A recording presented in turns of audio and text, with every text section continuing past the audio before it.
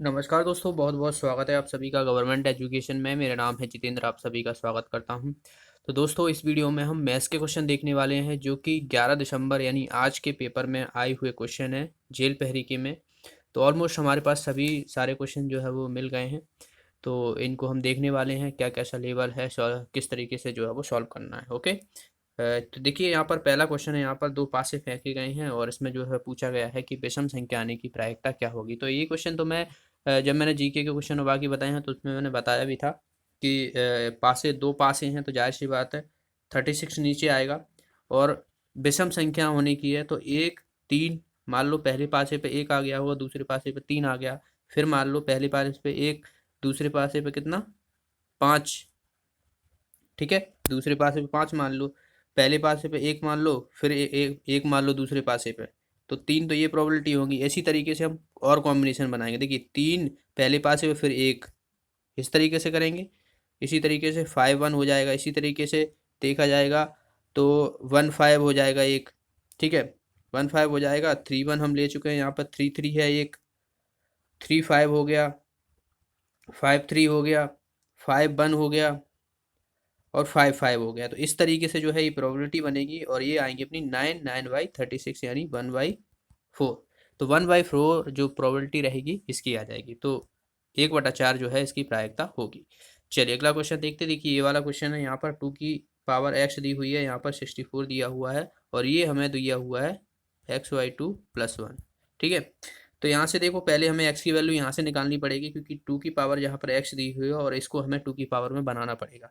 तो 64 को हम जो है वो 2 की पावर किस तरीके से बना सकते हैं। देखिए, 2 से हम डिवाइड करेंगे।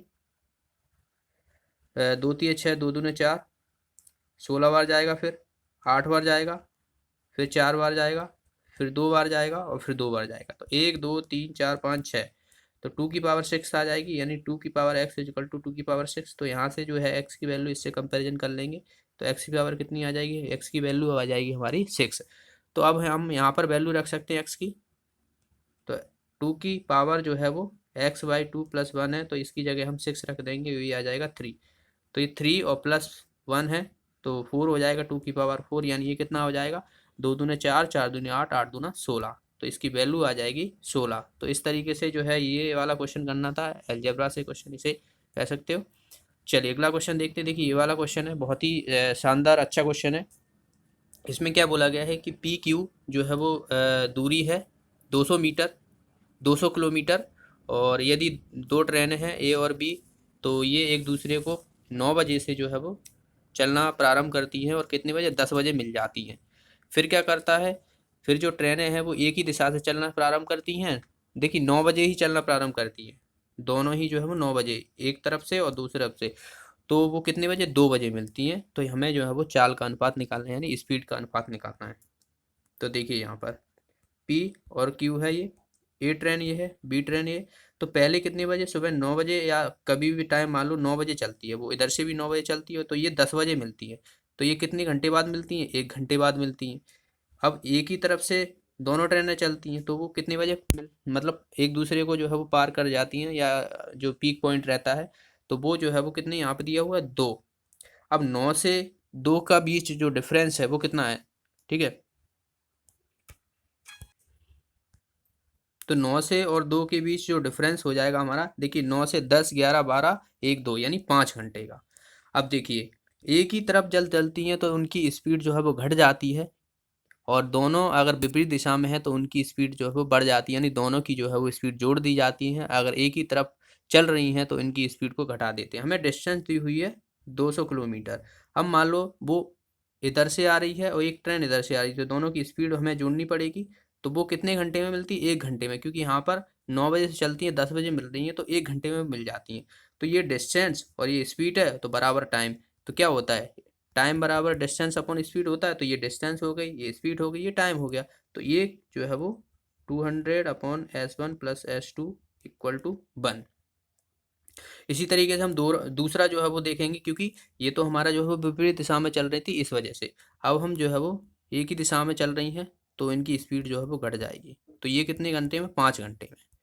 अब हमें दो इक्वेशन मिल गए, दोनों की स्पीड जो है वो हम निकाल सकते हैं, यहाँ से रेशियो निकाल सकते हैं। तो मैं दोनों का रेशियो ले लेता हूँ। तो देखिए यहाँ पर 200/S1 + S2, 200/S1 + S2 equal to 1/5 हो जाएगा ये।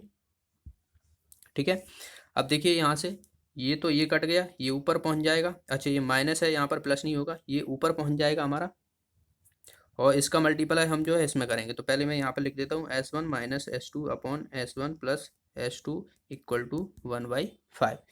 तो 5 का मल्टीप्लाई इधर हो जाएगा, 1 का इधर हो जाएगा, तो ये कितना हो जाएगा, 5 ये हो जाएगा, 5 ये हो जाएगा, यानी 5S1 प्लस माइनस हो जाएगा, -5S2 equal to S1 + S2। अब यहाँ से S1 इधर ले लेंगे, S2 इधर ले लेंगे, तो 5S1 में से एक S1 जाएगा तो 4S1 बचेगा, और ये जो है वो माइनस का है तो इधर जाएगा तो प्लस का हो जाएगा, तो 6S2 ये हो जाएगा। अब यहाँ से देखिए S1 ये 4 है और ये 6S2 है। अब दोनों की स्पीड का हमें जो है वो रेशियो चाहिए, दोनों की स्पीड का रेशियो हमें निकालना है। तो इसको हम इधर ले लेते हैं S2 को, और 4 को नीचे ले जाता हूँ, तो इस 6/4 यानी 3/2। तो 3/2 जो है वो रेशियो निकल आएगा। तो इस तरीके से ये वाला क्वेश्चन करना था। चलिए अगला क्वेश्चन देखिए, ये वाला क्वेश्चन है यहाँ पर 1007 में को 7 से भाग देने पर कितनी संख्या आएंगी। तो बहुत ही आसान है, सीधा सीधा आपको 7 से जो है वो डिवाइड करना है। 7 × 7 3 0, 7 × 21, 7 × 28, 4 बार जाएगा, तो ये आ जाएगा 27, और 7 × 21 5। तो इतनी बार जो है 7 का जो है वो हम डिवाइड कर सकते हैं इसमें। तो ये आसान सा क्वेश्चन था। नेक्स्ट क्वेश्चन है यहाँ पर देखिए, ये वाला क्वेश्चन है। इस क्वेश्चन में क्या बोला गया है कि हमें जो है वो एक गोले का पृष्ठीय क्षेत्रफल दिया हुआ है, हमें कितना दिया हुआ है यहाँ पर 20 सेंटीमीटर स्क्वायर।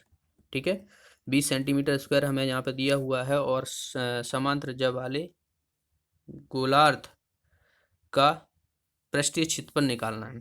ठीक है, अर्ध गोलार्ध का यहाँ पे ये क्वेश्चन थोड़ा ठोस गोलार्ध होगा, गोलार्ध होता है। ठीक है, तो कुछ इस तरीके से ये होता है, यानी स्फीयर को, ये गोला है, अगर हम इसमें से बीच में से काट दें तो वो जो है वो अर्धगोला बनता है, पर यहाँ पर ये ठोस है।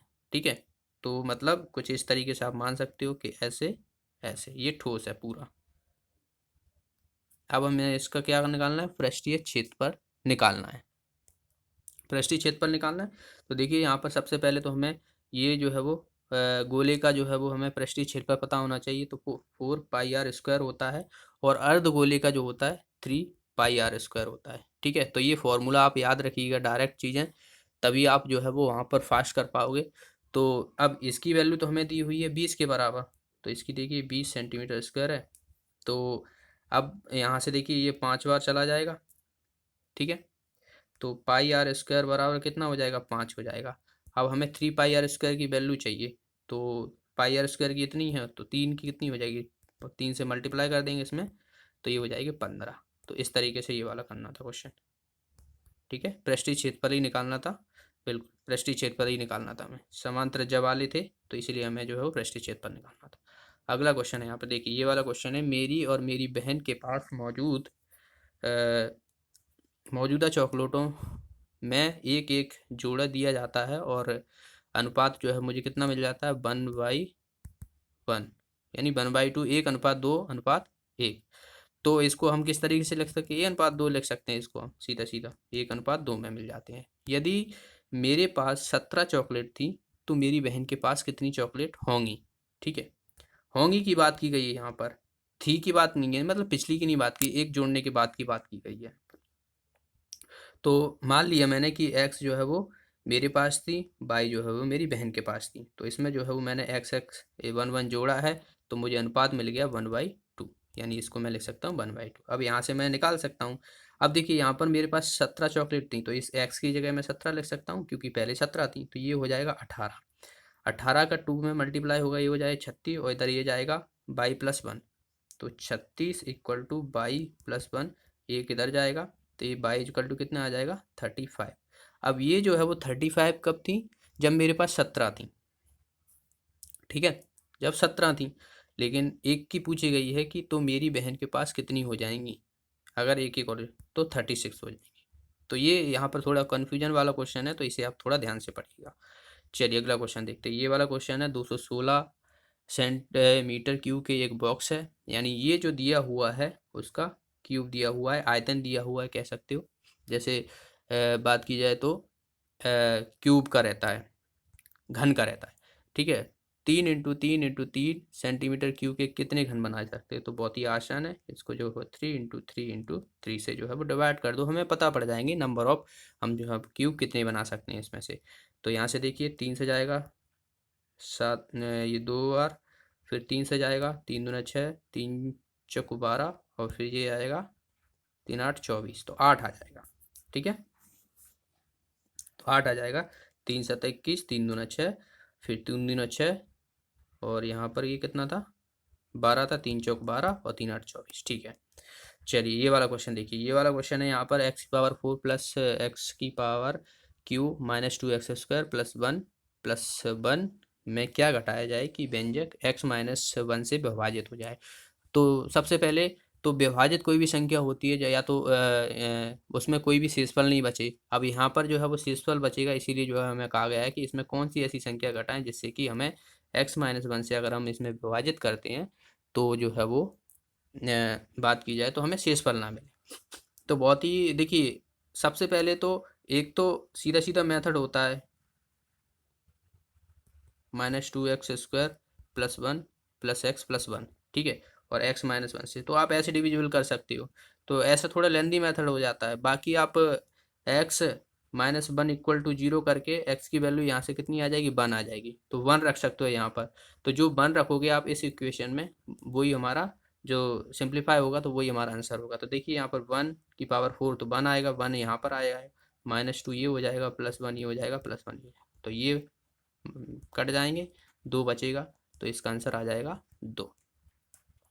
ठीक है, चलिए अगला क्वेश्चन देखते हैं। देखिए ये वाला क्वेश्चन है, इसमें क्या बोला गया है कि 6 सेंटीमीटर वाले पनीर के एक घन को 1 सेंटीमीटर भुजा वाले घन के टुकड़ों में काट दिया जाता है। तो बताइए पनीर के पृष्ठ क्षेत्रफल में कितने प्रतिशत की वृद्धि हुई है या कमी हुई है, कितने प्रतिशत की वृद्धि हुई है। तो देखिए यहाँ पर भुजा हमें दी हुई है 6 दी हुई है। ठीक है, घन है, तो घन अगर हम बात करें तो यहाँ पर देखिए क्या बोला गया, हमें पनीर के भुजा को 1 सेंटीमीटर वाले घन के टुकड़े में किया गया है। बताइए कि पृष्ठीय क्षेत्रफल, ओके, पृष्ठीय क्षेत्रफल की यहाँ के बात, तो पृष्ठीय क्षेत्रफल आपको 6a² होता है क्यूब का घन का। तो यहाँ पे हमें भुजा पता पड़ेगी कि जो है वो 6 है, तो इसका जो है वो 6 × 6 यानी 6 की क्यूब होता है 216। ठीक है, तो इतना तो हमारा जो है ये क्या आ जाएगा, पृष्ठीय क्षेत्रफल। ठीक है, टोटल पृष्ठीय क्षेत्रफल, तो इतना आ गया हमारा। अब हमें जो है वो जाहिर सी बात है ये है, तो इसको हमें जो है वो 1 1 सेंटीमीटर में काटना है। 1 1 सेंटीमीटर में जब आप काटोगे तो हमारा जो 1 सेंटीमीटर के जो टुकड़े वालों की संख्या होगी वो कितनी होगी। अब देखिए 6 × 6 × 6 करोगे, ये इधर से भी इधर से भी इधर से भी, और 1 1 सेंटीमीटर में आप काटोगे तो कितना हो जाएगा, 216 ही तो होगा, 216 होगा। ठीक है, अब 216 जो होगा तो टुकड़ों की संख्या कितनी हो जाएगी, 216 हो जाएगी। अब ये टुकड़ों की संख्या 216 होगी जो 1 1 सेंटीमीटर कटे हैं, तो एक का कितना होगा, एक का अगर देखा जाएगा तो 6a² हम जो है वो टोटल जो है वो सरफेस एरिया में आते हैं। लेकिन जो है अब 6 सेंटीमीटर की है, उसको जो है वो 1 1 सेंटीमीटर में हमने काट दिया है, तो उसकी भुजा तो 1 सेंटीमीटर की बचेगी ना। तो 1 सेंटीमीटर अगर यहाँ पर रखेंगे तो 6 हो जाएगा ये। अब ये जो है वो एक टुकड़े का है, हमारे टुकड़े थे 216, तो पूरे का कितने निकलेगा, 6, 6 से मल्टीप्लाई कर देंगे। अब हमें यहाँ पर वृद्धि पूछी गई है कि कितनी वृद्धि होगी या कितनी कमी होगी। तो वृद्धि में हम क्या करते हैं, जो हमारा इनिशियल होता है उसको जो हमारा बड़ा हुआ है उसमें से माइनस करते हैं। यानी पहले हमारे जो 216 था ये पूरा हमारे पहले का टोटल जो है वो पृष्ठीय क्षेत्रफल था, यहाँ पर हमारा नया आ गया ये। तो इसमें से अब जब आप इसे घटाओगे तो ये कितनी, ये 6 टाइम है, ये 1 टाइम है, तो ये कितना आ जाएगा, 216 × 5 हो जाएगा। अब हमें परसेंटेज निकालना होता है, जो इनिशियल वाली वैल्यू होती है तो उससे हम जो है वो डिवाइड करते हैं। यानी हमारा जो प्रारंभिक था, जो पनीर का जो पूरा टोटल टुकड़ा था, उसको हम जो पृष्ठीय क्षेत्रफल था वो 216 निकला था, × 100 कर देंगे यहाँ पर, तो ये कितना आ जाएगा, 500 टाइम। तो इस तरीके से ये वाला क्वेश्चन था। अगला क्वेश्चन यहाँ पर एक धनात्मक संख्या व उसके वर्ग का योगफल निकालना है। योगफल दिया हुआ है 156, तो संख्या बताइए। तो बहुत ही आसान है। देखिए एक धनात्मक संख्या है तो x मान लेता हूँ और इसका वर्ग करके जो है वो योग कर दूंगा तो मुझे 156 मिल रहा है। तो हमारे ये क्वाड्रेटिक इक्वेशन मिल गया, मतलब द्विघाती समीकरण बन गया है। तो x square plus x minus 156 equal to 0। तो ये हमारा इक्वेशन बन गया। अब हम इसको क्या करने वाला हूँ, हम तोड़ देते हैं इसको 156 को। 156 को ऐसे तोड़ना है कि हमारा जो मिडल वाला है वो 1 आया। तो देखिए अगर मैं इसमें किसका देखिए यहाँ पर 13 और 12 का मल्टीप्लाई करता हूँ, 13 12 का मल्टीप्लाई करूंगा तो 156 आएगा मुझे। ठीक है, बिल्कुल आएगा। अब 13 12 हमारा जो है ये वो निकल आया रूट। पर हमें प्लस और माइनस का कौन सा है वो नहीं पता ना, तो यहाँ पर हमें प्लस लगा हुआ है, तो प्लस लगा हुआ है तो हमें बड़े वाले को माइनस करना पड़ेगा और छोटे वाले को प्लस करना पड़ेगा। यानी माइनस का वो प्लस का 12 हो जाएगा और माइनस का 13 हो जाएगा। नहीं आ रहा तो देख लो आप। अगर मैं इसको minus plus 13x minus 12x और माइनस 156 था इक्वल टू 0 था, तो यहाँ से x कॉमन लिया, x प्लस 13 माइनस 12 यहाँ से कॉमन लूँगा तो x minus plus minus minus plus हो जाएगा और ये जाएगा 13 टाइम। तो यहाँ से देखिए x प्लस 13 आ गया ये और x माइनस 12 आ गया। तो x इसको 0 के बराबर कर दूंगा, इसको 0 के बराबर कर दूंगा, तो x प्लस 0 बराबर 0 करूँगा तो x की वैल्यू यहाँ से माइनस 13 आ जाएगी और यहाँ से प्लस की 12 आ जाएगी। तो वही मैंने यहाँ पर डायरेक्ट कर दिया था। चलिए ये वाला क्वेश्चन देखते हैं। देखिए ये वाला क्वेश्चन में क्या बोला गया है कि दो संख्याओं के व्यास समान हैं।